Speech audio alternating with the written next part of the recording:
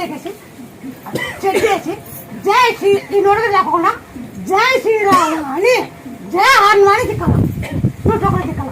ఈ నొడిగేది ఇవన్నీ ఉండవు. ఆయన సాబ్ బాగా అయినాక ఆయన సాబ్ వేసుకునేలా బాగా అయినాక ఆయన సాబ్ వేసుకునేలా ఈ నొడలు లేకుండా పోతే